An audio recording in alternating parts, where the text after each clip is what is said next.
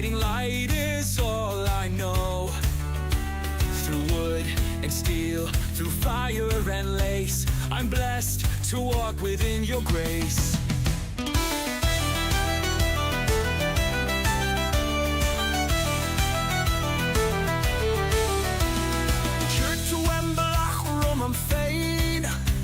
Is to a throig arcane. You laid the path before me, you guided every step. Raise the hammer, string the bow, her gift is all I need to know. Through toil and trial, through heart and hand, her grace builds up this mighty land. Is the grass the dead time it's sore?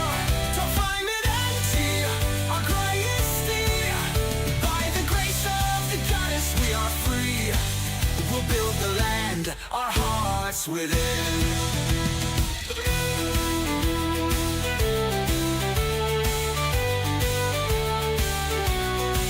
From dawn till dusk, I work, I strive. With your blessing, I'll survive. The loom, the forge, the sword, the grain in your name, I rise again.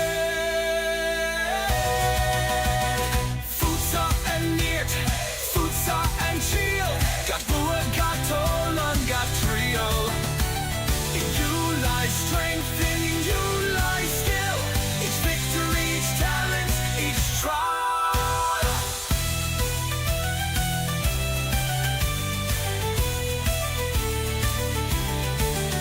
No task too great, no skill too small. Your gifts, dear goddess, guide us all.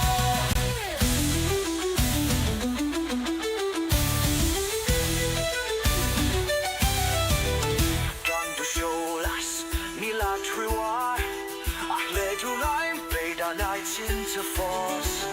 Without your light, we have no guide, but with your hand, our place abides. Raise the hammer, string the bow. Her gift is all I need to know.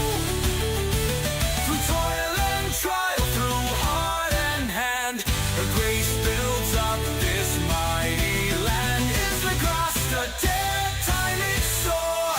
To find me dear, our greatest deed. By the grace of the goddess we are free. We'll build the land, our hearts within. I'm blessed to walk within your grace. Blessed by her grace, forever.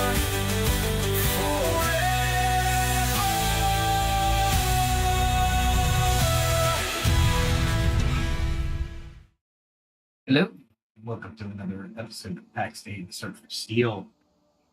I am Daniel, your host, and I will be taking you through a journey of personal growth and discovery. Might sound quaint, but it's really important. Thank you for joining me for episode 160, titled Influence and Integrity. What is ethical power? The episode kicks off with a new arc. This is the new arc. The ethics of influence. Power, persuasion, and the line between leadership and manipulation. Ancient wisdom meets modern digital culture. And that is a mouthful, I know. But it captures exactly what we're exploring and how we use power and influence in our lives and how to do it ethically. And where that line lies between genuine leadership and manipulative control. We'll blend some deep philosophical reflections with down-to-earth practical examples from our personal daily lives and workplaces to the realms of gaming and MMORPGs like Pax Dei and Warcraft online. And as always, the goal is to help each of us craft the best versions of ourselves. So find a comfortable spot, settle in, and we're going to dive in. Right after I tell you a little bit more, this is the clan's structure built by Aiden, mostly, with I think it was Caitlin. She did a lot of the decorating. Absolutely incredible structure with the new building materials they offered in Pax Dei. We will go in and you'll see some of the absolute craftsmanship. We'll furnish it here in the next couple episodes for sure, but absolutely grand. And this is going to be the welcoming hall, the visitors hall, the clan hall. And then we'll go over to the kitchen as he's working on it. But absolutely phenomenal. Absolutely phenomenal. They enclosed some of the actual structures, like the spits, to do the spit roasts into a structure. Absolutely incredible. I love this game. And there's the hearth, craftsman's cooking hearth, that they outlaid, or he outlaid with limestone and granite. Absolutely incredible. This is an immense structure, and it is just perfect. Of course, we'll do some lighting, get some chandeliers. This is the brewer's basement. We have a lot of light, but not enough, it seems. And then we're back out to the beginning. What I'd like to do today, just as we're talking, is I'm going to make some silver arrows because I can, and because we want to figure out power distribution of certain components. So I wanted to see if I think I am trivial. Oh, weird. That was odd. Let us figure out what just happened. I think I hit F11. Yeah, I did. That was weird. All right. You saw it here first. F11. All right. So what I wanted to do here is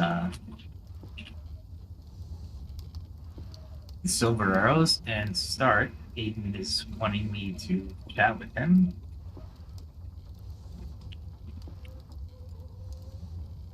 And we'll give him a what's up while we're going to do some talking. Larry is with us today. Cool. So I will say howdy. She doesn't know I'm on a podcast. And we'll start in on the podcast as they kind of look for answers. So I have silver bars. Silver doesn't, you don't find silver, you get it from defeated enemies. So having this much silver is amazing. So we'll create the,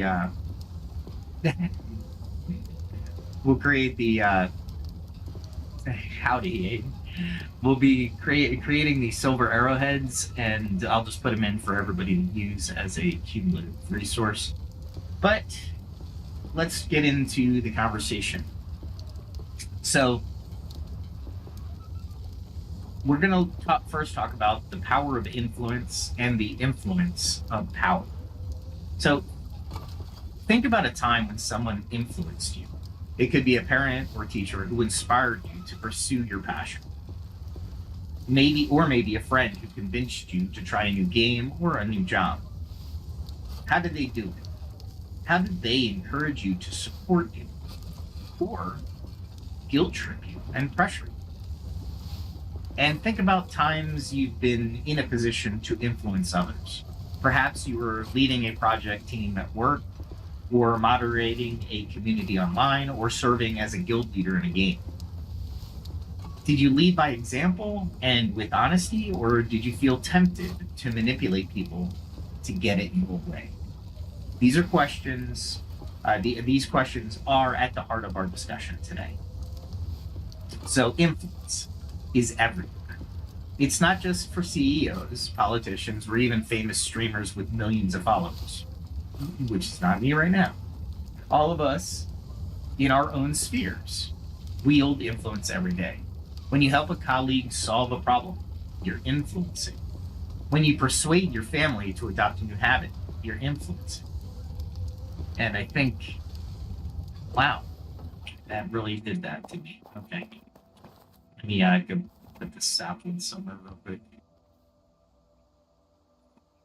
I think we have, yeah, I'll just run it for now. I'll be getting it so I can make the actual arrows. There we go.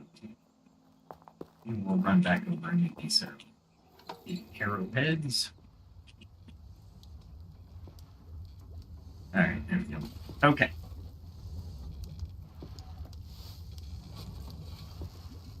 So, when you persuade your family to adopt a new habit as well, you're influencing, right? When you rally a party of adventurers in Pax Dei to tackle a quest, you're influencing. Influence is simply the ability to affect others' thoughts, feelings, or actions. Power, in a broad sense, is the capacity to make things happen or direct resources, including people's effort and attention, toward a goal. Influence is one form of power. And as the old adage goes, with great power comes great responsibility. The influence we wield can build others up or break their trust. It can lead to a collective success or to bitterness and regret. This is why integrity is a steadfast alignment of our actions with moral principles. So it's so critical when we talk about influence and power. So what is ethical power? Well, in simple terms, ethical power means use your capacity to influence while maintaining integrity and adhering to moral principles. It's power tempered by conscience. It's a kind of influence that respects others' autonomy and dignity, rather than treating people as mere pawns or a means to an end. Ethical power is persuasion rather than coercion, leadership rather than manipulation. It's when a leader can inspire trust and followership without resorting to deceit or force. It's when a friend can convince you to do the right thing without guilt tripping by simply appealing to your better angels. All right. Let's hold off for a second. And what I'll do is I'll exchange as much as I can here. Those. Put that there for now. Okay. Lots of arrowheads. And I think I need to parkour. Alright. And then we'll run over here and craft some short wood stock for the shafts of the arrow. The game gives a realistic, semi-realistic way of crafting stuff. So you craft A and B to craft C, or A, B, and C to craft D. There's a lot of different aspects to the game, but you get used to it, and it definitely has its charm. Okay, so one of the key distinctions we'll explore is the difference between leadership and manipulation. Both involve influencing others, but their motivations and methods diverge sharply. Ethical leadership is influence that inspires and guides people in line with their own best interests and values. Manipulation, on the other hand, is influence that exploits or deceives people for the manipulator's benefit, often at the expense of the other's expense. The line can sometimes blur, especially in our complex modern world of advertising, social media, and high-pressure corporate cultures. But as we sift through the wisdom from ancient philosophers and modern thinkers, as well as concrete examples, we'll sharpen our understanding of where that line lies. Before we venture further, I want to set the stage with a little story from the world of Pax Dei. It's made up. Our beloved MMORPG context for exploring these ideas, because this is good. So let's talk Emphyr. In my world, it's my in-world character, a seasoned adventurer in Pax Dei. I say seasoned, he's got some skills, but he doesn't have everything. So Emphyr leads a small band of players in a guild dedicated to protecting the weak and upholding justice in the realm.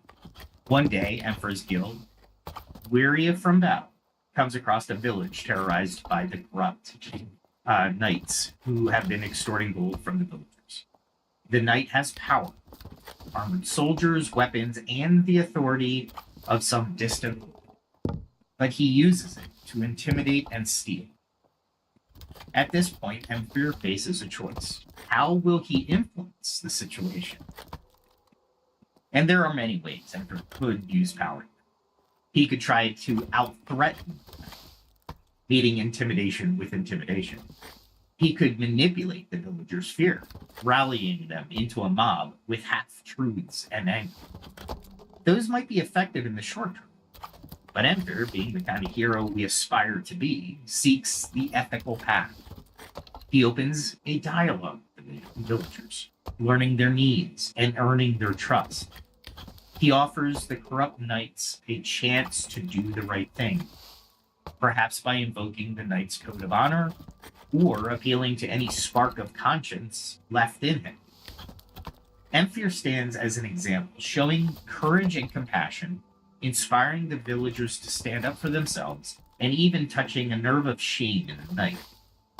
By the end of this encounter, the knight's grip on the village is broken, not by deception or brute force alone, but by community empowered with truth and unity. Empfyr's influence in that moment is an example of ethical power in action. He leads with integrity, and as a result, others find their own strength. So we'll return to Empfyr's adventures, I'm putting air quotes up, a bit later, and even see how his friend Elira plays a part. She's that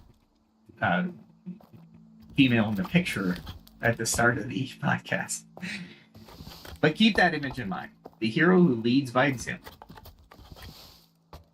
whose strength comes from honor, and whose influence rallies others to goodness. This is the archetype of ethical influence that echoes across cultures and times, from ancient sages to modern mentors. So now let's ground the discussion in some wisdom that stood the test of times. Humans have been grappling with the ethics of power for millennia, and many great minds have left us guideposts. How did ancient philosophers conceive of ethical leadership? How do their ideas compare to the insights of modern thinkers studying psychology and society? And how do we apply those lessons practically today in our relationships, our workplaces, and yes, even in our games? By the end of our talk today, I hope we'll each come away with a clearer understanding of what ethical power means in our own lives.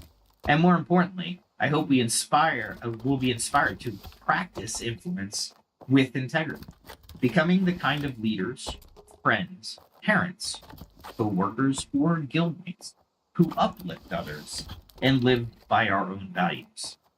This is how we forge ourselves into the best version we can be, like a sword tempered by fire, but guided by a firm hand and a clear vision of what it stands for. So let's begin our deep dive by looking at some of the wise voices, past and present. What did they teach us about influence and integrity? So our journey is going to start in the ancient world. Long before social media, influencers, and corporate leadership seminars, philosophers and strategists were pondering what it means to wield power rightly. It's fascinating how ideas from thousands of years ago remain strikingly relevant in our digital age. Let's visit a few civilizations and their thinkers. We'll start with Confucius, 551 to 479 BC. Confucius was a Chinese philosopher who lived in a time of social turmoil and sought to teach rulers and common people alike how to live virtuously. At the heart of Confucius' teaching, the concept of leading by moral example. That's what he tried to do. He believed that a leader's virtue, Dei, is more powerful than the law or punishment in securing the obedience of the harmony of the people. One of Confucius's famous sayings is, quote, "He who exercises government by means of virtue, or his virtue, may be compared to the North Star. It stays in place, and all the stars turn toward it." This is a beautiful metaphor of this North Star capturing the essence of ethical power. The North Star doesn't force other stars to orbit. It simply shines steadily, a fixed point by which others navigate. Likewise, a leader who rules with virtue and integrity becomes a guiding light, naturally attracting respect and cooperation.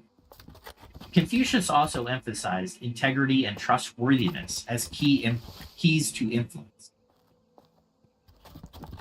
He is recorded to have said that virtue itself is more vital to human life than either water or fire.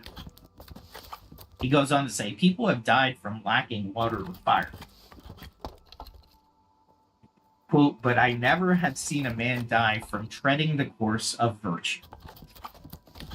In other words, living with integrity might be challenging, but it won't be the death of you. Rather, it's a way to truly live in harmony with others. Another Analects, his writing, his teaching, asserts that if a ruler loves virtue and leads by it, the people will imitate his goodness, just as grass bends with when the wind blows. Yeah, very floral language he has.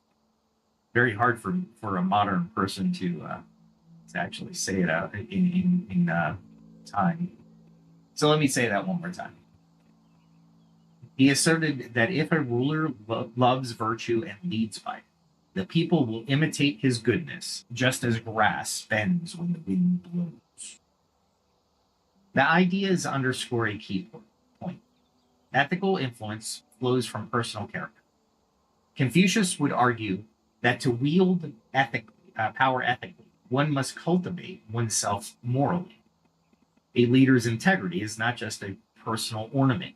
It is the very mechanism by which he or she influences society. In Confucian thought, ethical power is soft but strong. It persuades not by coercion, but inspiring others to emulate one's righteousness.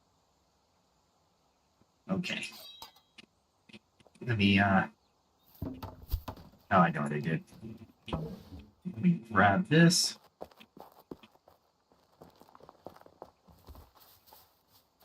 And go over here. Grab some arrowheads. And I gotta leave one slot open so I can build the arrows. And my fletching table is still over here. He's making a crafting hall, which is going to be amazing. Ooh, these are very hard for me to do. Or these are just hard for me to do. I don't know if I want to do these now. That's a lot of silver that's going to be dying. All right, we'll put these away in a box for now. It's too much wasted material. I'll get a decent amount of levels, but ultimately it's not going to be pretty. So let's not do that. I don't like to use guild resources to any great degree. Is this? Oh, it's two different stews. Put that in there. I'm trying to put all the stews together so people can just grab them.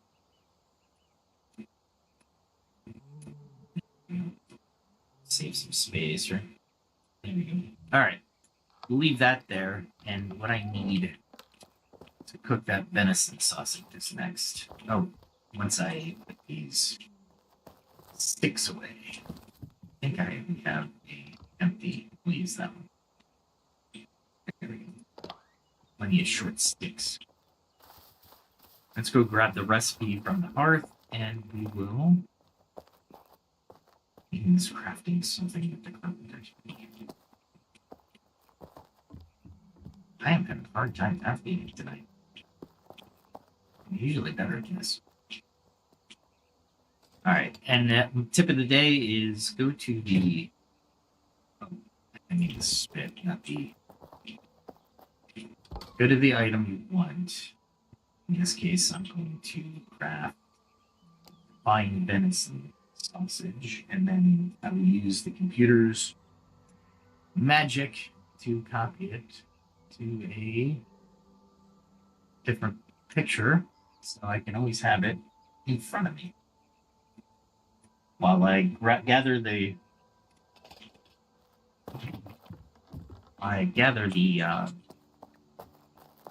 materials.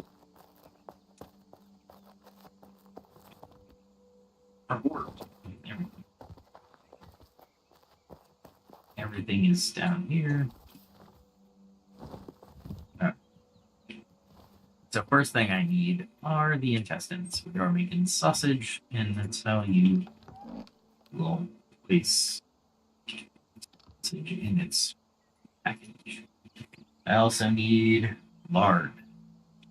There's plenty of lard here, so we'll take 2. Actually, we'll take 3 of each. And then we need rosemary and deer. So rosemary should be near this area. So go through these. You know what? I think it might be down here. It might be. That's the arrows I'm going to take tonight for some leveling. Where is that? That's alchemy stuff. More alchemy stuff. Some mushrooms. I'm looking for rosemary. Here we go. I'll take 3 just in case. And then I'll need deer round. Deer round is very... we use it all the time, so we might not actually have deer round. I might have to go butcher some. Shank, flank, deer neck, and deer round. Deer round. I think it looks like a round. Oh, here we go. And some. I'll take 4 for now. I think that'll be enough. I think it's. We'll take a look. If it's 10 per, it's gonna be.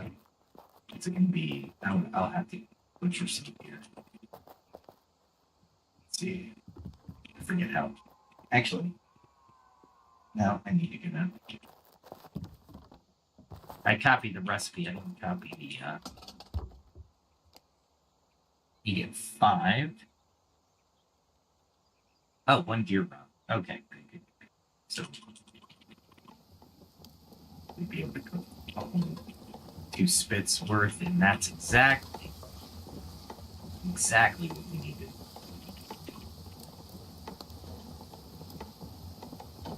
And since I'm up here and we have chests, I'm going to put this recipe. We don't have chests. That's okay. He'll unlock them later. I'll put these in a chest that I can remember. So we can... Actually, you know what? I'll put these in my arrow chests.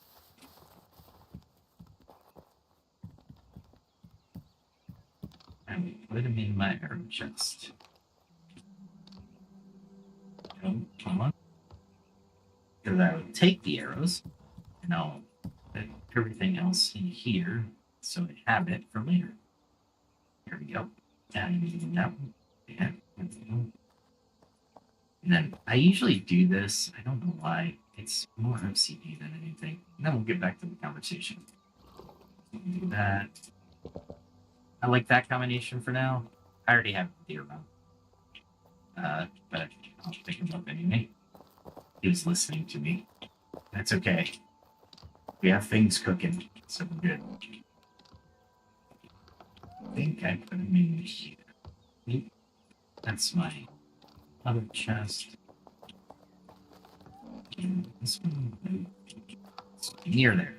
There we go. Okay. Now we have all that ready for the next time. Alright. And we'll take off for a moment. So let's bring this down to a personal example for a moment. Think of someone in your own life who had a profound positive influence on you. perhaps a mentor, a coach, a family elder. Chances are you listen to them because of who they were as much as what they said. If they were consistent, fair, and caring, in short, they demonstrated virtue, you probably found yourself naturally inclined to follow their guidance. That's the Confucian North Star principle in action on a small scale. In fact, trustworthiness, being true to one's word, is one of the qualities Confucius insisted a person must have to earn the respect of others, or others, earn others' respect. Research in modern leadership echoes this. Credibility and trust are the foundation of influence. Aristotle, whom we'll get to in a second, would call this ethos, the persuasive power of the speaker's character. So let's begin with Aristotle. Well, we began with Confucius, but let's continue with Aristotle. If I don't get just let's see if I got him. You know what? I'm gonna get him anyway. Let's see if I can coax him up. What do you guys think before we get to Aristotle? Yeah, there we go. He's ready. He's probably. Come on. There we go. Turn red. Come on. They always get that first attack. Wow. How did that happen?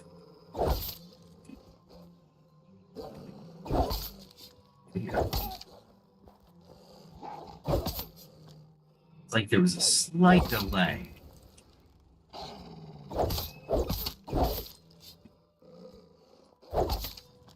Just a slight. Now I can't use that wide swing because I have to be very... No. That's all right. We'll get the guy up here. All right, so Aristotle, 384 to 322 BC, Greece. So we're crossing over to the west. Aristotle is another giant who weighed in on these matters.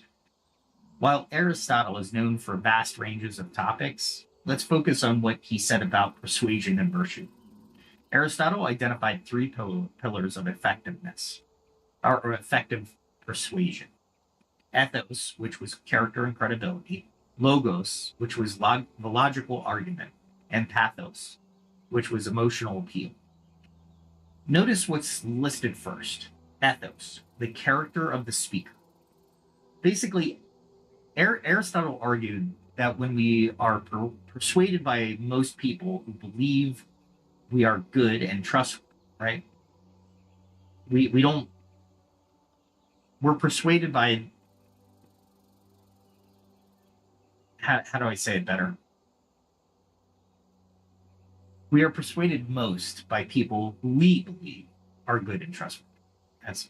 That's in rhetoric, he wrote, quote, "The character of a speaker is a cause of persuasion when the speech is so uttered as to make him worthy of belief. For we trust men of probity." Let me say it. For we trust men of probity more and more quickly. Probity, that is integrity. In plain language, if an audience perceives you as honorable and authentic, they are far more likely to be influenced by what you say. All the brilliant arguments, logos, or moving stories, pathos, might fail if the person delivering them lacks the integrity or the credibility. Aristotle's point reinforces what Confucius taught. Ethical influence begins with the self. It's not just what you say or do, but who you are perceived to be. This idea has huge implications for leadership. Whether you're a manager addressing your team or a gamer leading a guild raid. Your long-term influence will crumble if people discover you to be dishonest or self-serving. On the other hand, if you consistently act with integrity, your words carry weight. You won't have to beg or threaten people to follow. They'll willingly align with you because they trust you. This is a lesson we see in everyday life. Consider a workplace scenario. Let's do a combat, but we'll consider this workplace scenario here in a second. We are going to get one level in. Oops. There we go. So let's get this guy up here. Over here. Good, good. Let him take the first shot. Ah, come on, really?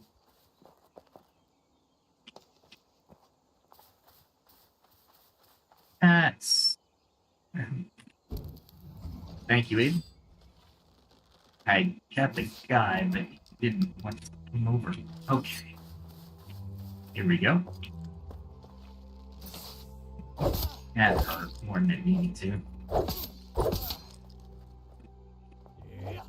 He lunged at me. I hate that. There we go. Alright, you want to do that? We'll do it. What I'm trying to do is get him down just enough. Wow.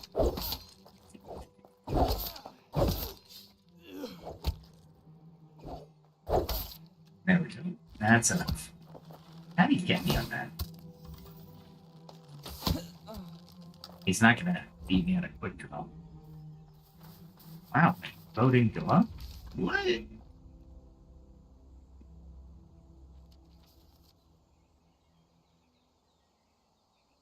Let's see. 13 more experience points. Okay.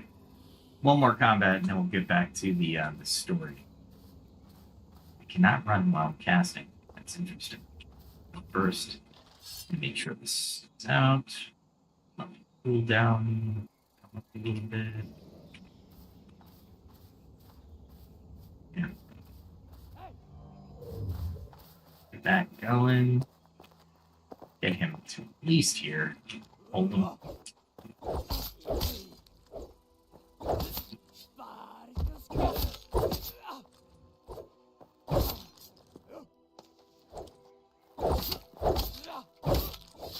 I knew I was going to take that hit, but that's alright.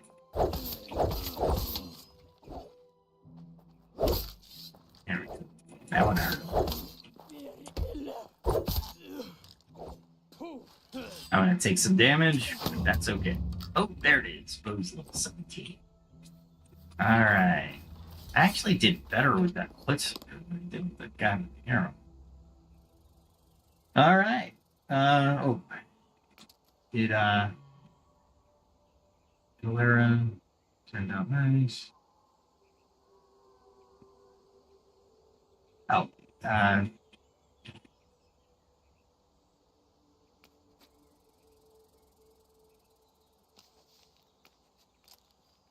okay. Let's talk about this. Imagine a boss who always keeps her promises, admits her mistakes, and gives credit to others. A boss who demonstrates integrity and concern for employees.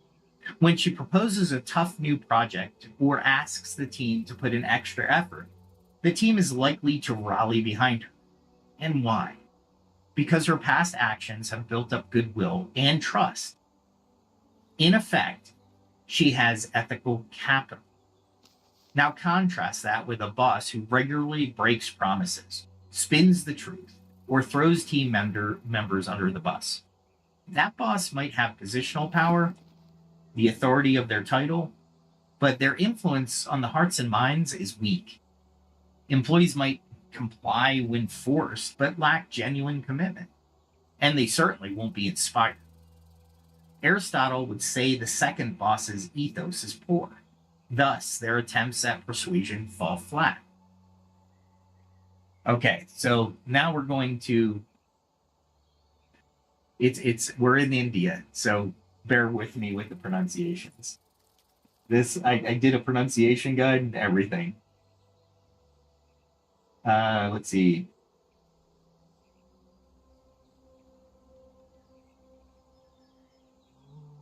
Let me see. Chanakya, I think it's called. Chanakya. Chanakya. Chanakya? Anyway, 4th century BC, India. So we're heading south to the Indian subcontinent around the same era as Aristotle lived, a philosopher statesman named Chanakya, also known as boy,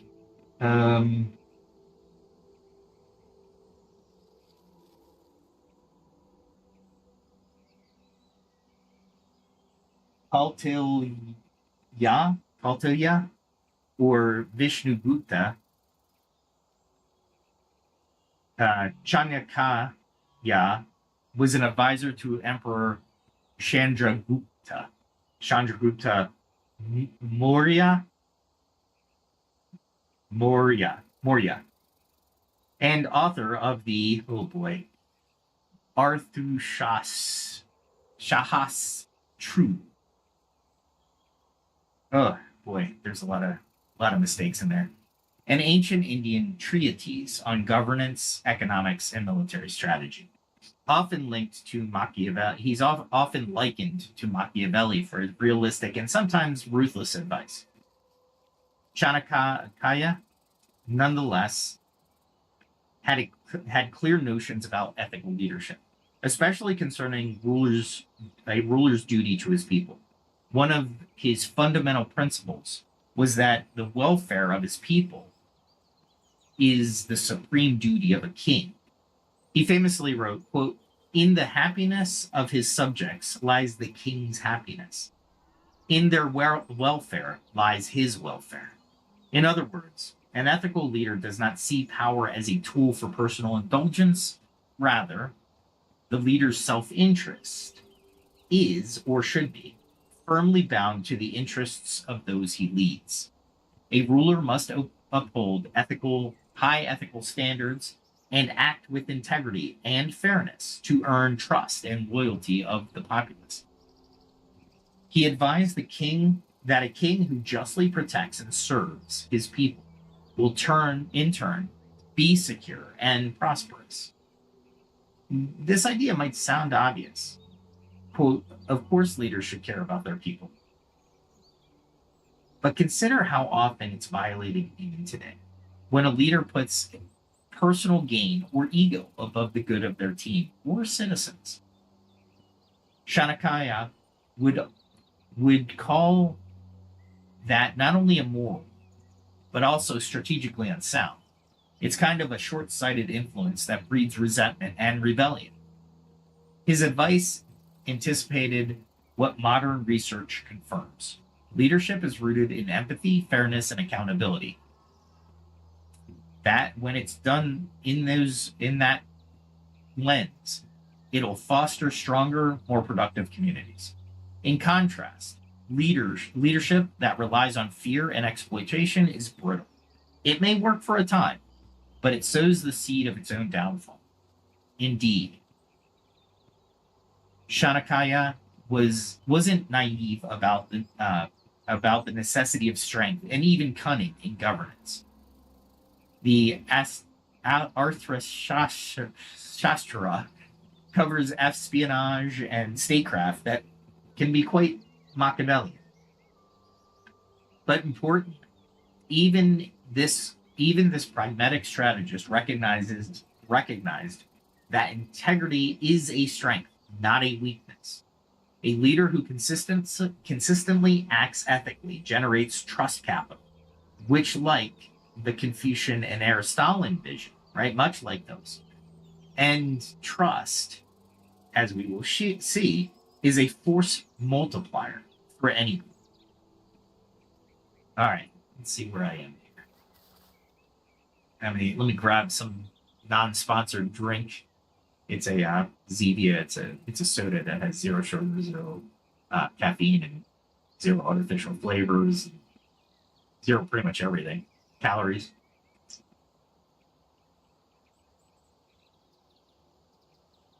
All right, that's out of the way. Let's do one more battle, and then we'll illustrate Chanakya's point in a relatable way, I hope.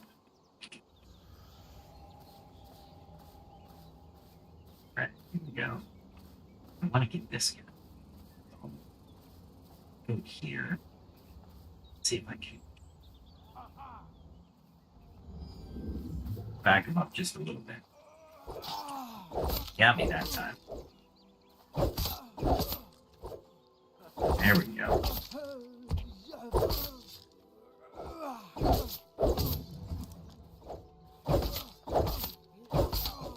Oh, barely got the block off on that one.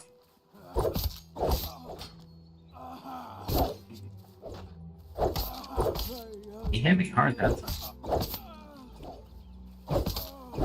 There we go. There it is. Alright, let's get back up here. And we'll wait for that respawn. Alright, so here, think of a guild leader in an MMO who truly looks after his guild members. Perhaps new players, he helps new players level up, mediates disputes fairly, ensures loot distribution is just. That guild leader is effectively saying, your success and happiness are mine as well. Such a guild tends to flourish. Members stick around, they help each other, and stay loyal even during tough times.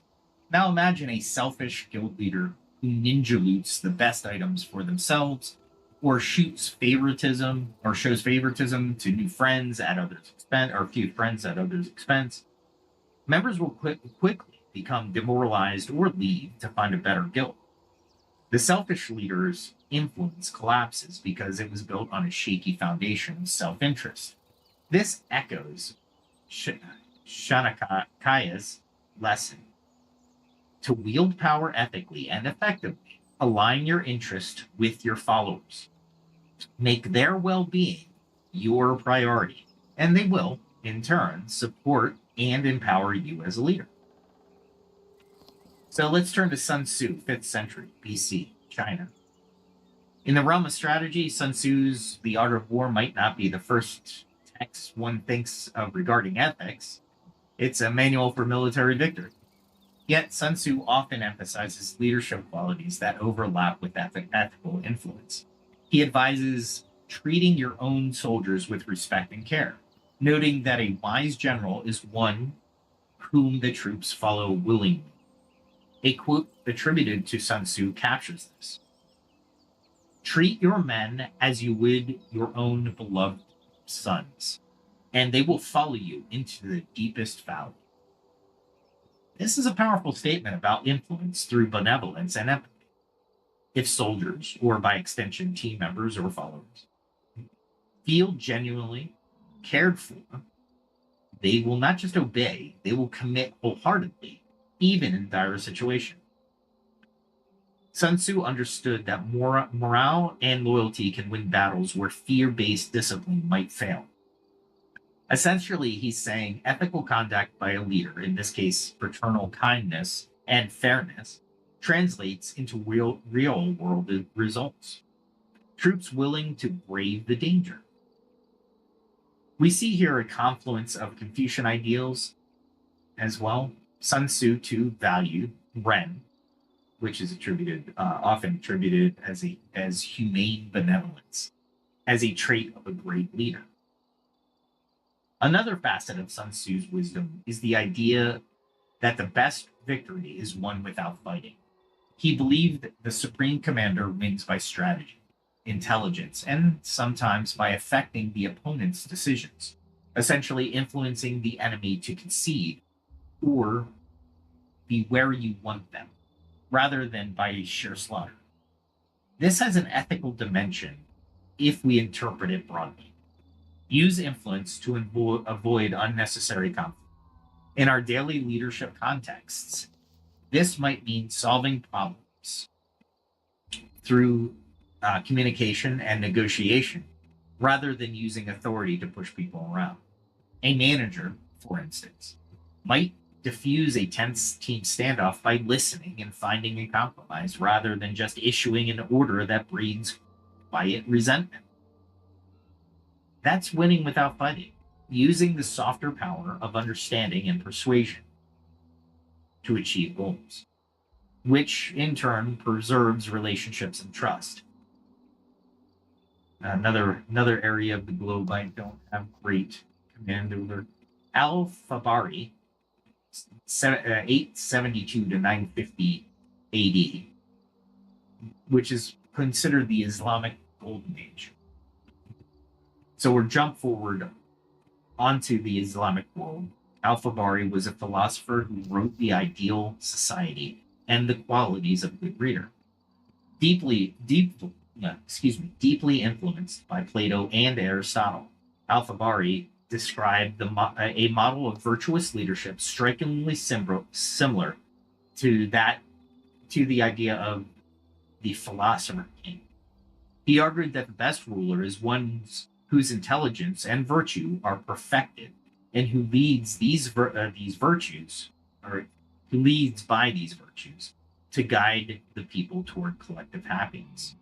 According to Al-Farabi, the ideal leader unites practical wisdom and moral excellence, and by doing so becomes a role model that others willingly emulate. In his view, when such a person holds power, their effective power is anchored in the souls of the community's members, meaning people internalize the leader's values and follow out of enlightened conviction rather than fear. This is very much the notion of ethical power. Governance by guiding and educating, not by coercion. Al-Farabi also wrote that a just city should favor justice and the just, and hate tyranny and injustice, indicating that a legitimate leader must promote justice, another word for ethical fairness, as the guiding principle of society. All right, we got him back. Let's do a little bit of. I'm glad I looked down because I did not. There we go.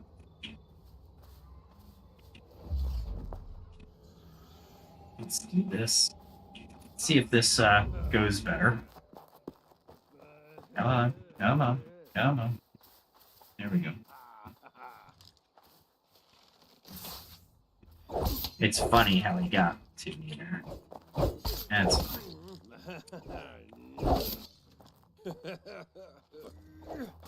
His rush is crazy.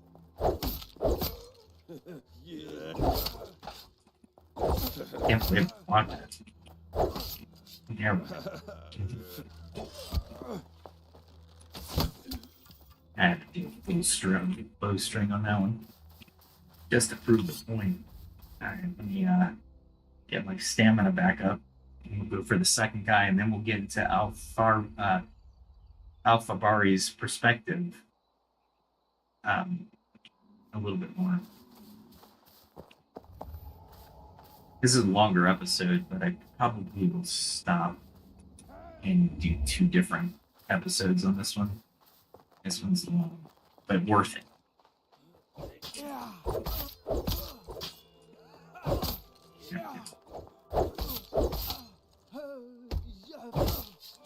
That.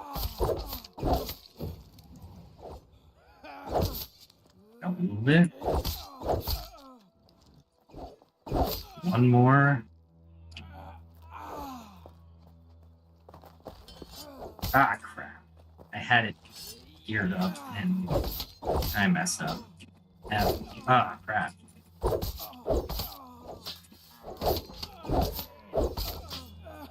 Yeah, darn it. I'm just losing this battle.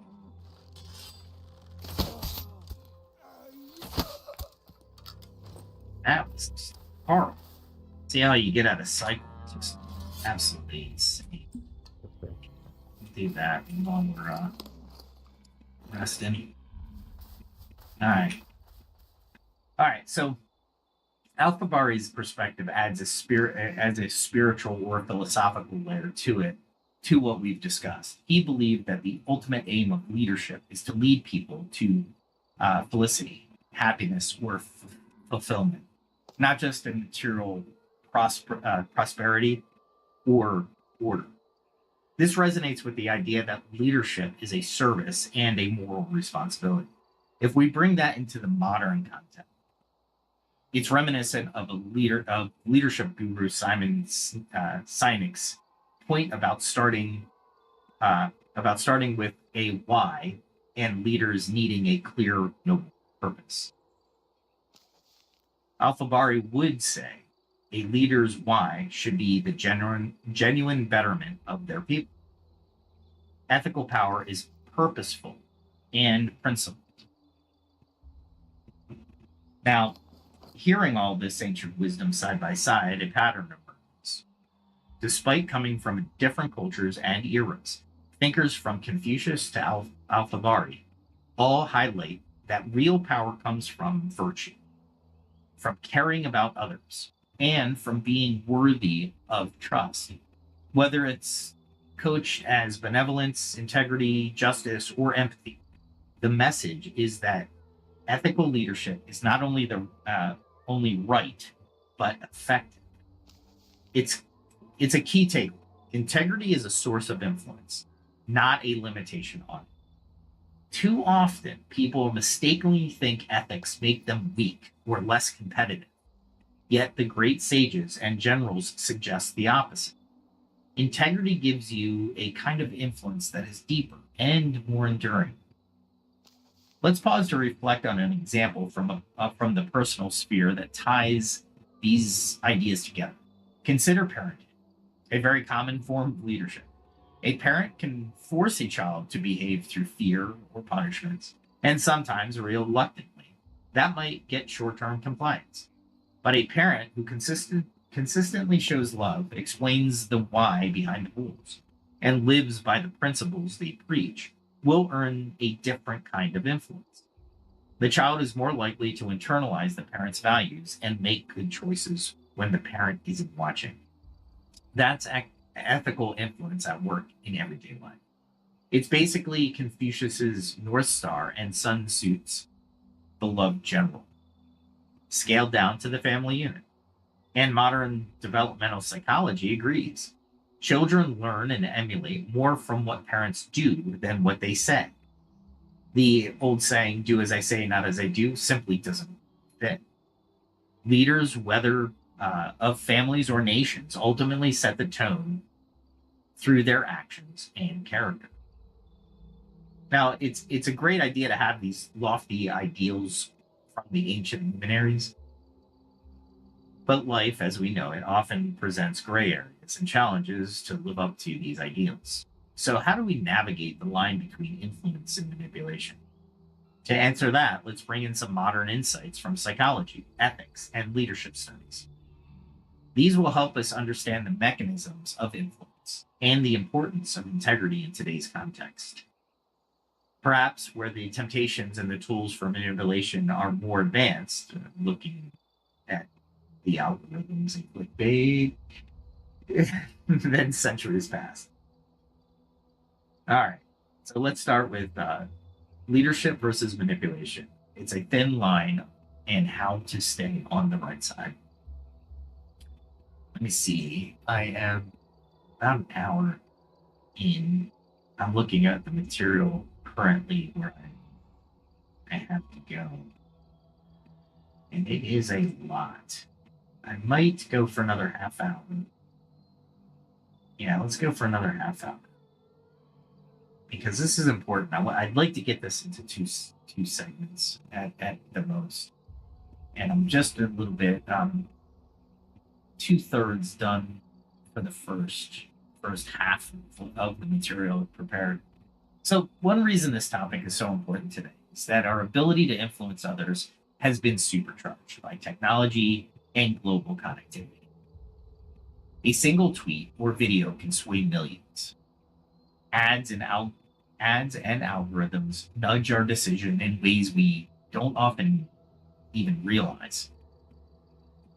Persuasion techniques have been studied, weaponized, and woven into everything from politics to online games. So, how do we ensure we're influencing ethically? And how do we defend ourselves against unethical influence from others? So let's start by clarifying the difference between ethical influence and manipulation. It often comes down to intent, consent, and transparency.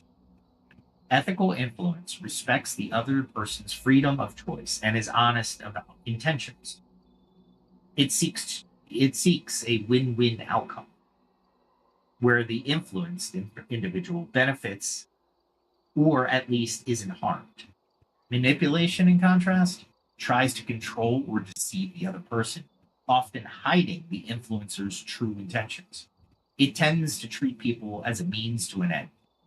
An ethical influencer says, I want to see this perspective or take this action because I genuinely think it's good for you and it aligns with your goals and values.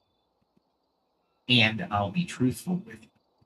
A manipulator says, perhaps only in their mind, I want you to do what I want by any means necessary.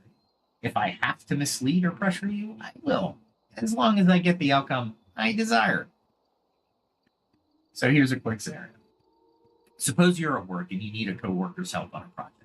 An ethical approach might be to explain why their contribution is valuable. Maybe appeal to the shared goal of the team, and honestly acknowledge what's in it for them. If we succeed, it's a win for all of us, and you'll get credit for the part you lead. That might be your justification. A manipulative approach might be to conceal the information or use guilt. Maybe downplay how much work it'll be and flatter them insincerely. Or imply their job might be at risk if they don't cooperate, even if that's not true. The first approach respects them as an autonomous colleague. The second treats them as a pawn to be moved with trickery and fear. We intuitively know which feels right. And guess what? The ethical approach is not only feels better, it usually works better in the long run. A colleague who has been manipulated might comply once, but trust erodes, and future collaboration is poisoned. Meanwhile, a colleague who feels respected, sees the genuine rationale, is likely to be more committed and helpful, right? So, a colleague who feels respected and sees the genuine rationale is likely to be more committed and helpful, not just now, but the next time as well. The distinction between leadership and manipulation is vividly illustrated in gaming communities too. Consider World of Warcraft guilds. Some guild leaders run things by fostering a sense of camaraderie, making sure raids are fun and fair. If an item drops, they distribute loot using agreed rules or democratic roles. They encourage veterans to help do these. These leaders influence behavior to people follow the raid instructions, show up on time, and help each other because the members trust the system and the person in charge. In contrast with a guild leader who basically is a loot dictator, perhaps quietly giving the best gear to the inner circle or using threats. If you don't show up to the raid, you're out of the guild constantly. That guild might achieve something in the short term, but members either become miserable or leave. And in the world of EVE Online, which is infamous for espionage and backstabbing, we've even seen player-run corporations that mirror real corporation ethics. Some operate on tight-knit trust and shared benefit, while others are run by fear and exploitation. A famous incident in EVE's history involved the Guiding Hand Social Club, which spent almost a year infiltrating a rival corporation, only to stage a massive betrayal and heist. It was the ultimate manipulation. Spies posed as friends and even board members, only to suddenly assassinate their CEO and rob the corp of literally everything, causing shockwaves in that virtual universe. Now EVE Online culturally permits and even celebrates such cunning, and to some extent, it's just a game, and they were playing roles. That's the justification. But think about the aftermath. The victim organization was shattered, and trust and trust in that world took a hit as everybody became paranoid. And so it's a dramatic example of how manipulative power, though effective for the perpetrator's gain, right, leaves ruin in its wake and underscores how precious a commodity trust is in games and life. As one commentary on that event noted, even the victorious spies recognized that their real currency earned was notoriety and a kind of dark respect. But they also highlighted that, quote, the contract above all was their guiding principle, meaning they had their own code internally. It was a twisted mirror of ethical influence. Within their group, they had integrity to each other, which made their cooperation possible. But even as they violated all norms with others, it goes to show you that even villains rely on some form of trust and loyalty internally.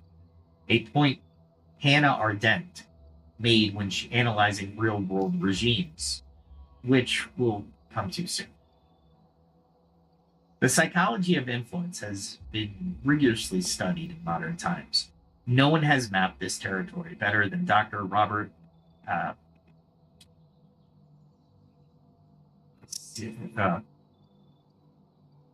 Cialdini. I think Cialdini. Well, they identified 6 principles of persuasion, sometimes expanded to 7, that explain much of how influence operates in human interactions. They're valuable to understand because they're tools. And like any tool, they can be used ethically or unethically. Let's briefly outline them and consider the double-edged nature of each. Do I go after this Justice Bar real quick as we take a break? Oh, no, we have this guy. So let's do it. Let's do it. Come on.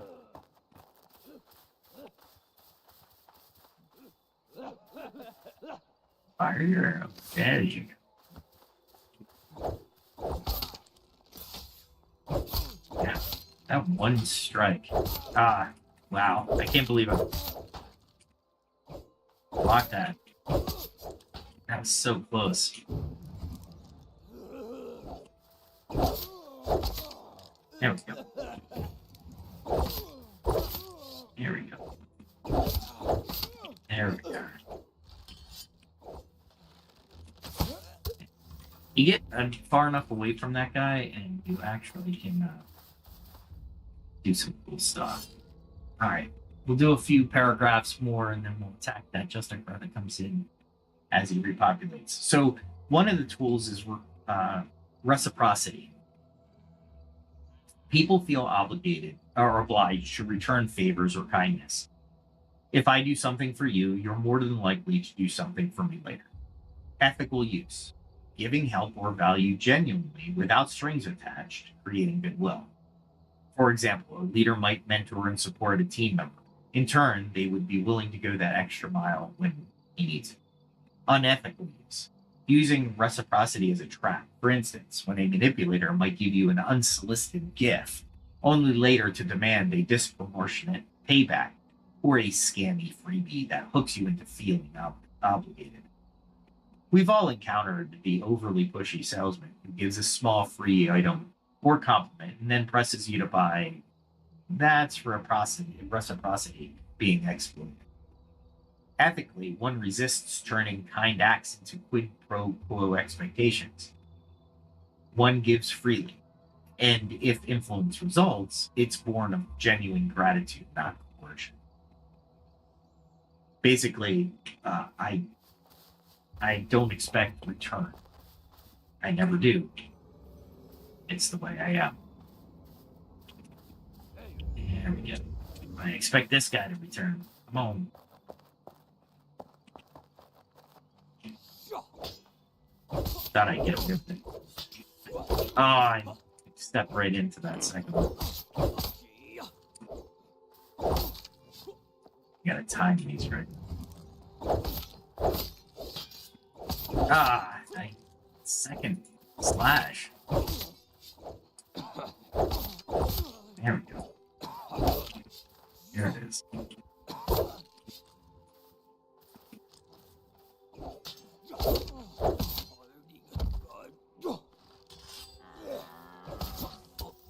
Yeah, I took the hit.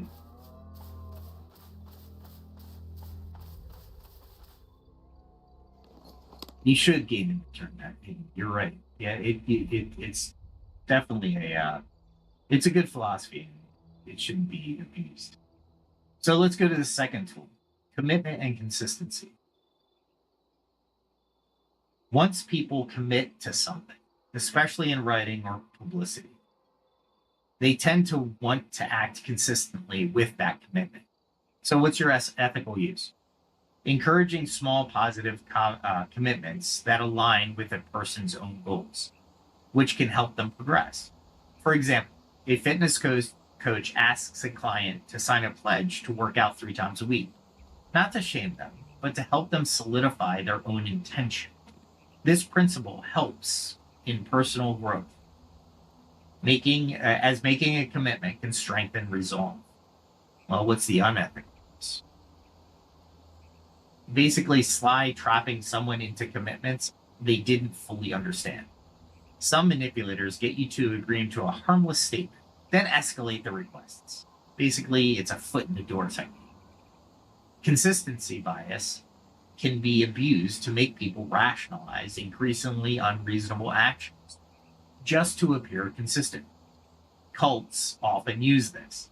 Newcomers start with minor tasks or agreements, and bit by bit, they're led to do things that they never have agreed to at the onset.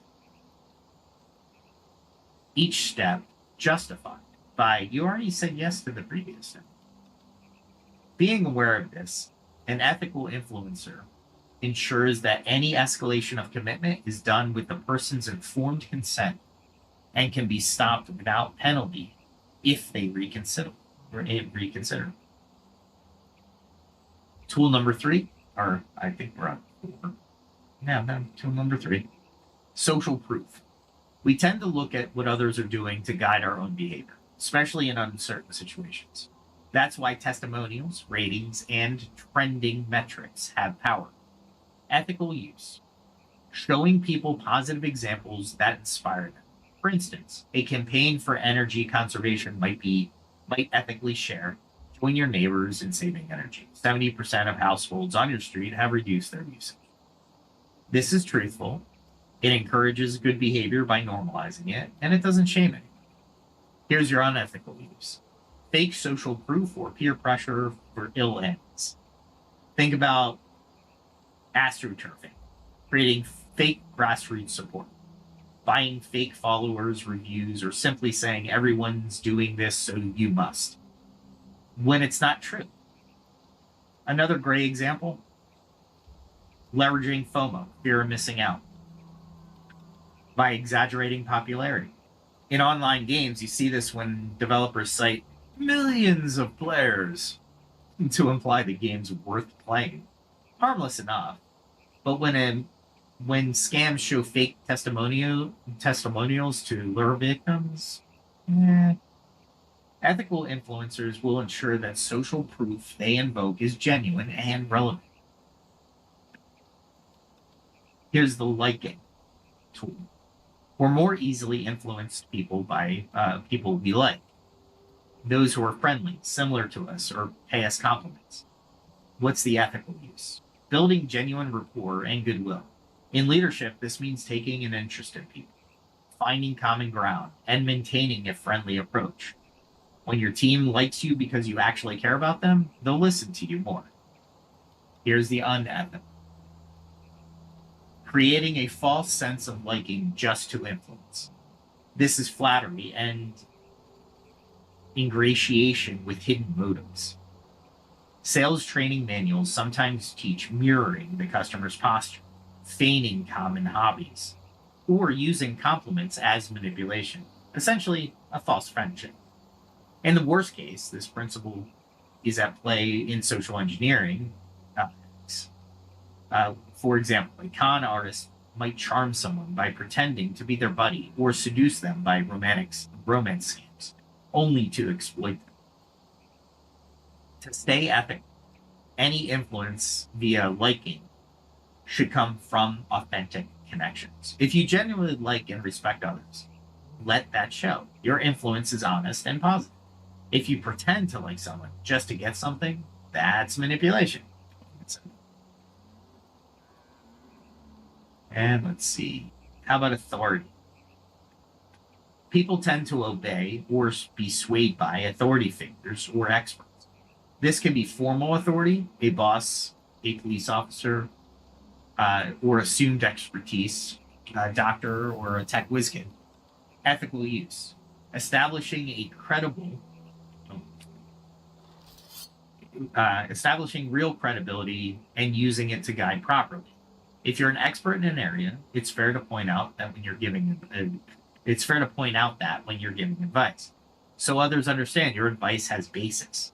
Leaders can also use their role of authority ethically by giving orders or directions that are transparent, in rationale, and truly for the group's benefit. So what's the unethical use? Wielding authority to silence questions or push bad agendas. Also, faking authority, like the infamous Milgram experiment, where participants kept giving fake electric shocks to a stranger just because a researcher in the lab coat said so. In that study, a shocking, no pun intended, 65% of people obeyed orders to administer what they believed were dangerous shocks solely because an authority figure insisted. It demonstrated how authority can override personal conscience if we're not careful. Scammers exploit this too, posing as IRS officers or Microsoft support to scare people into compliance. Ethically, then, being in authority, or just being perceived as one, means you have a duty of care. Simon Sinek puts it well. Leadership isn't about being in charge. It's about taking care of those in your charge. That includes using your authority to serve, not to exploit. Hannah Arendt noted that true power and authority rest on legitimacy and consent, not coercion. The moment authority relies purely on a threat, it loses all ethical foundation and, ironically, its true power. We'll come back to Arendt in a moment, just because she had some profound thoughts on this very subject. All right, let's see if I can get one more guy, and then we'll go into scarcity. I think I can. Set the engine good. There we go. Let's do kill. Run a little bit. Hold, and then we'll back up. Oh, thought I'd back up faster, but I didn't. I'm still trying to get the combat to do a little bit more than what it's doing. I was posing for the camera on that one. Yep.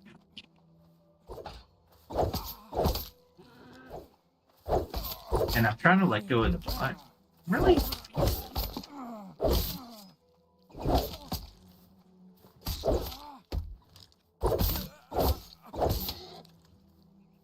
I can't survive this if that.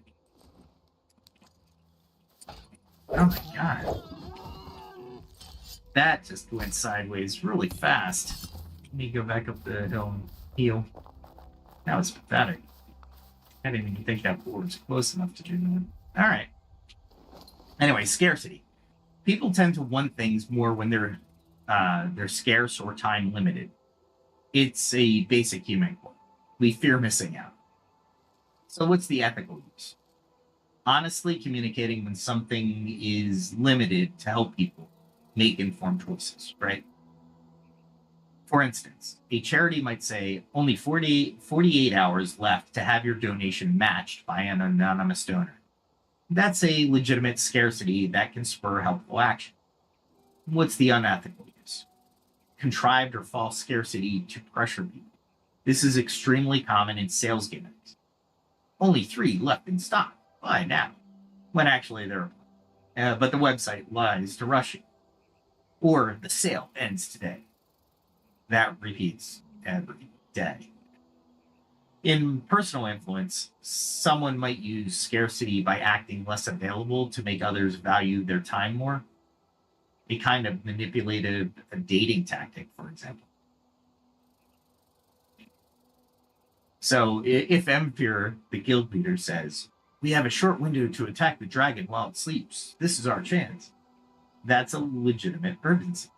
If Emphyr said, if you guys don't do this raid tonight, I'll never organize another event for you, that would be pressure tactic using artificial scarcity of opportunities. The ethical litmus test is, are you highlighting scarcity that truly exists for the benefit of the other party's decision-making, or are you manufacturing pressure for your own benefit? By understanding these principles, we become more mindful, both as influencers and those being influenced. Cialdini, their message was that these principles make us surprisingly vulnerable to influence if we aren't aware of them. He also emphasized that knowing them arms us to say no when they're used manipulatively. For instance, if you recognize a salesperson's hospitality as just a setup, reciprocity, you can enjoy the cup of coffee and yet decline the purchase guilt-free because you consciously overrode the automatic reciprocity trigger. Man, I've said it. My mouth must be getting tired. Anyway, likewise, if your boss demands something unreasonable because I'm the boss, you might recall that authority doesn't guarantee correctness. And politely seek justification or pushback, rather than obeying blindly. All right, so now let's weave back into the ethical dimension. The ethical persuader might very well use these principles, but with respect and truthfulness. For example, an ethical leader establishing authority will be transparent about their expertise and also admit when they don't know, paradoxically boosting trust.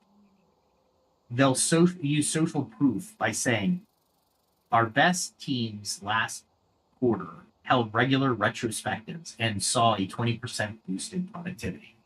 Maybe we should try that, rather than all the other teams work weekends, so you guys should too, which might be a false or irrelevant. They'll leverage reciprocity by genuinely giving support first, by not tricking people into obligation. We have to acknowledge something about human nature. Sometimes manipulating can seem easier in the moment. Fear and greed are powerful levers. A threat might get a quick compliance. A flattery might close a deal quick. But these come at a high cost. Trust, reputation, and the moral fiber of both the influencer and the influenced. Over time, unethical influence corrodes relationships. People eventually sense they were used, and resentment builds. On the other hand, ethical influence might take more patient and honesty up front. It builds a foundation for a strong long-term cooperation. All right, let's turn to some modern thinkers who have studied power and ethics from social, political, and organizational angles. After we get a brief respite of killing justicars, as we're trying to level. Let's do this. Get him to follow. See how far he follows. There we go. Fire your arrow. Good. Ow. I mean, if you think about blocking an arrow.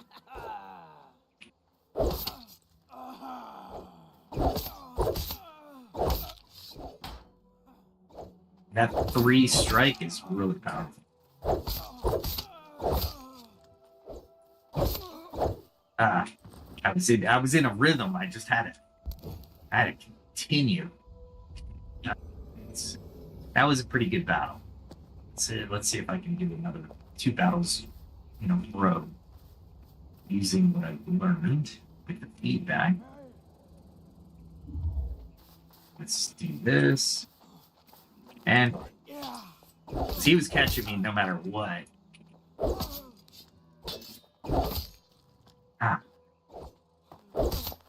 I didn't recognize the pattern.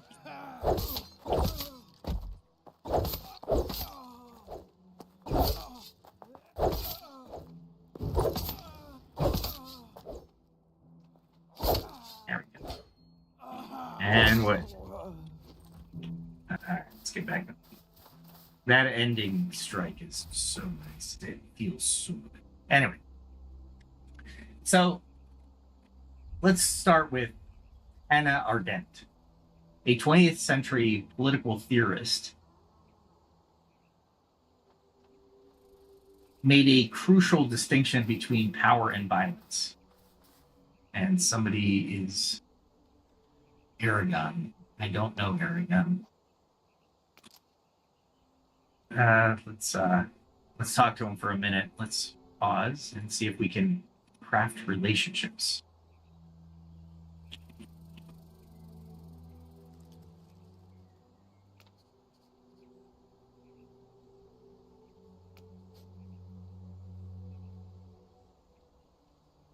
And my character is not strong.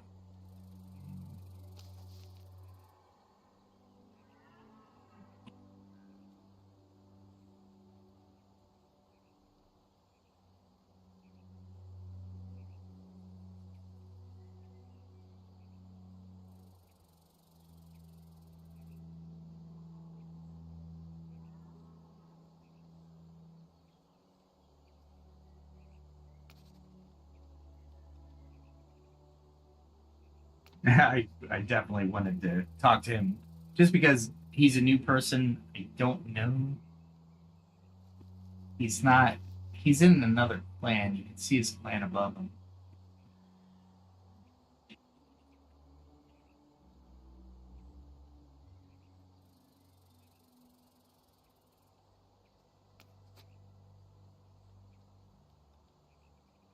Yeah. Hopefully he doesn't talk to me too long in the podcast. So where were we? No, wait.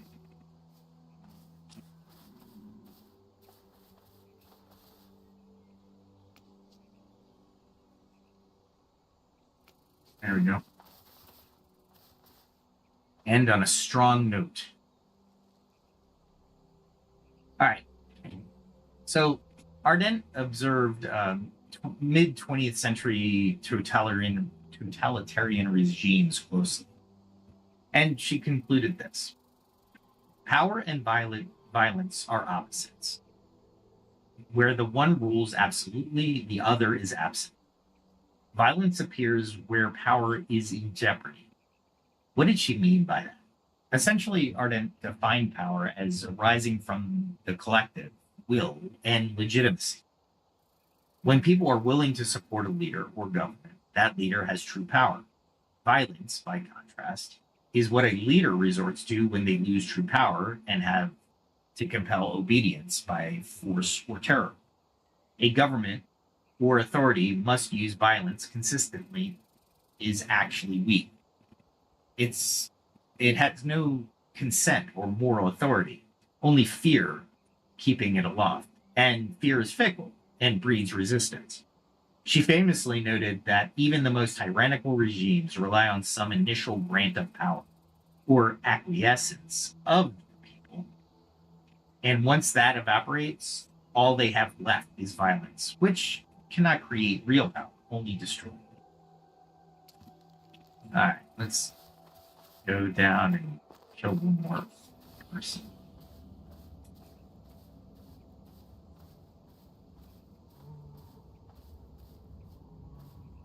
Let's get this guy before he goes into the tent. Come on. And of course, I'm going to get 3 of them, right? Wow. Let's see how many. Come on.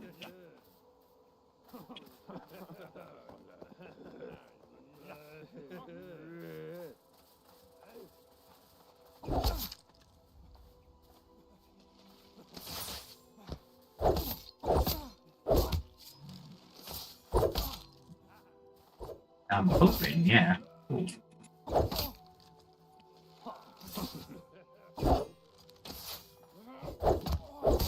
I was attacked too many times. I'm not going to win this.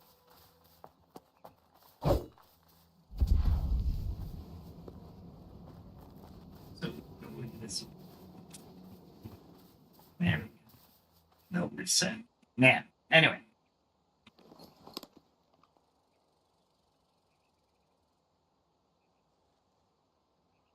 Okay, so this viewpoint is incredibly insightful for our discussion, actually, as a matter of fact. It tells us that coercion is a poor substitute for legitimate influence. If you find yourself in a position where the only way to get something to do something is to threaten or deceive them, you have lost real influence. In contrast, ethical power, getting people on board through trust and shared purpose, far more robust. That's why tyrants fear truth and free dialogue. A single individual with moral authority can have more true influence over the people's hearts than an army with guns. As history shows time and again, think of figures like Gandhi or Martin Luther King Jr., who by moral force mobilized nations. Arendt's stance implies a powerful lesson here. Preserve your integrity and credibility, because those are the sources of real power. The moment you lean on manipulation, the figurative violence against somebody's autonomy or dignity, you are actually signaling a loss of your own power. Arendt also spoke of the banality of evil. Her controversial idea that great evils in history were often committed by ordinary people who abdicated their thinking and moral responsibility, just, quote, following orders or societal norms. This is a caution in the other direction. As individuals under influence, we must not surrender our integrity to unethical power. If a boss, a leader, or even a majority is pushing something wrong, each person has to retain their moral compass. True ethical power would encourage that. A good leader wants followers who think and hold her accountable. A manipulator wants unthinking compliance. If you ever find yourself leading and noticing dissent or questions irritate you, that's a warning sign. Check yourself, because ethical leadership invites dialogue, whereas ego-driven or insecure leadership silences it. Arendt would likely remind us that maintaining our integrity sometimes means going against authority. This is part of the equation too. An ethical system of influence isn't just about leaders having integrity. It's also about followers exercising integrity themselves, which in turn keeps leaders honest. All right, with that, we are at an hour and a half. Let me pick up tomorrow with Jonathan Haidt. Do that. Let me highlight that area so I know where I left off. We'll join that, and I got about an hour and a half left to go on the material that I've written, because it's so important. I wanted to make sure everybody had the background, and if it kind of convince you with stats, the ancient philosophers and now the modern thinkers. I want you to really. We talked about the algorithm yesterday and how it influences us. This is another component to that. And we can use this in personal life, we can use this at work, and we can use this online as well. And you can challenge people. And sometimes people make mistakes. We went through all those tools. Somebody might say something to you, and you're like, hey, whoa. You realize you're trying to do this? And they might be like, nah, I didn't mean to do it. I just got lazy. And I'm sorry. This is not what I meant to do. Right. And that's ethical power. That's ethics at its core. That's following your inner compass, your morals, your values, your belief systems. You want to bring everybody together. Forcing people apart is easy. And ultimately, it'll devolve to your doom, whether physically or mentally or socially, as we've seen countless times. But tomorrow we'll start in with Jonathan Haidt, maybe, and we'll go into some moral psychology. But until then, check out my channel. I do videos other than this one. I do Enshrouded, where I just play the game and talk about nonsense the entire game, usually game development, because it's in its early stages as well, and I like to talk about game development in that one mostly. But it could go anywhere depending on what people put in the chat. What are the other ones? I do a short story. It's called The Reluctant Architect. It's not a video, but it kind of puts pictures, and then I read a story. I'm the narrator. I use 11 Labs as well to try to either manipulate my voice into sounding differently, or using the voices on version 3, where they're getting a little bit better on the emotionality of the reader, or the reading for the AI. It's pretty cool. I experiment a lot with AI, so I like it. I'm not a creative in that sense that I can do things as an expert, so I rely on other experts. What else did I put out there? I have a ton of shorts out there. So they usually are shorts based on the episodes that I provide at Pax Dei. And I usually do at least one every 2 weeks. But now I've it's summer, so it's about one every 2 weeks. I could probably put out a little bit more, but I really wanted to kind of refine them and make them a little bit better than my beginning ones. So I try to improve every cycle. With all that said, I hope you enjoyed it. At least got something out of the Pax Dei stuff. We did a little crafting, we did a little fighting, the Justicars only. Well, we did fight a wolf. But I hope that it was enjoyable. And if you have any suggestions about the format, let me know. Because I just am having my avatar stand and look at this pristine landscaping that the developers have provided us. Yeah, it's not the only thing I know you want me to do. So please let me know what your thoughts are in the chat. And of course, I'm on X. And LinkedIn, if you have a business or leadership question, by all means, look me up on X, and I'll also LinkedIn, and of course the comment section. Like, share, subscribe, hit that notification bell if you find this information useful and thought-provoking. Until then, have a great night. Have a great day. Hope you enjoyed the outro, because I wrote that song and had Suno compose the actual music to it. So I hope you enjoy that. Until then, have a good day. Have a good night. Wherever you are in the world, be safe.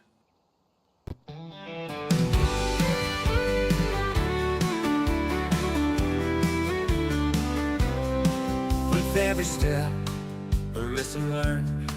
From fire's heat to the fields I've turned. The blade and bow, the forge and flame.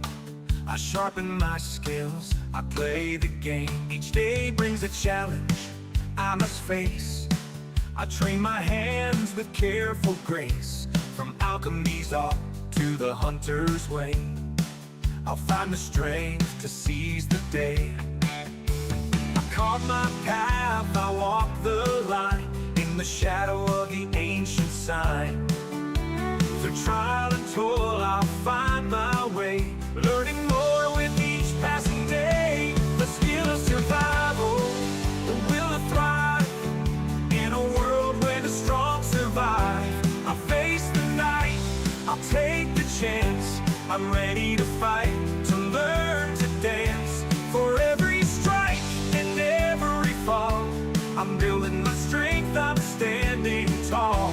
the heart of the wild and the calm of the night, I gather my skills, I'm ready to fight.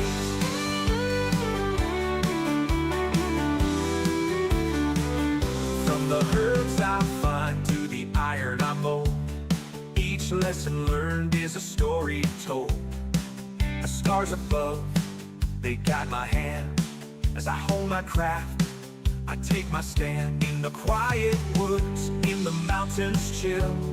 I push myself, I shape my will with each new tool and every lore. I'm stronger now than I was before. I carve my path, I walk the line in the shadow of the ancient sign. Through trial and toil, I'll find my way, learning more with each passing day. The skill of survival, the will to thrive in a world where the strong survive. I face the night, I'll take the chance. I'm ready to fight, to learn to dance. For every strike and every fall, I'm building my strength, I'm standing tall. In the heart of the wild and the calm of the night, I gather my skills, I'm ready to fight.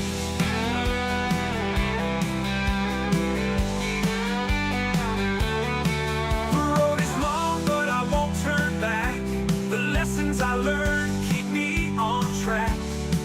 With each new skill, the stronger I grow. In the face of the storm, I let my courage show. I've tasted defeat, I felt the sting, but I rise again with each new spring. For knowledge is power, and wisdom the key. I'm forging my path, I'm breaking free. The skill of survival, the will to thrive in a world where the strong survive. I'll face the night, I'll take the chance. I'm ready to fight, to learn to dance. For every strike and every fall, I'm building my strength, I'm standing tall. In the heart of the wild and the calm of the night, I gather my skills, I'm ready to fight.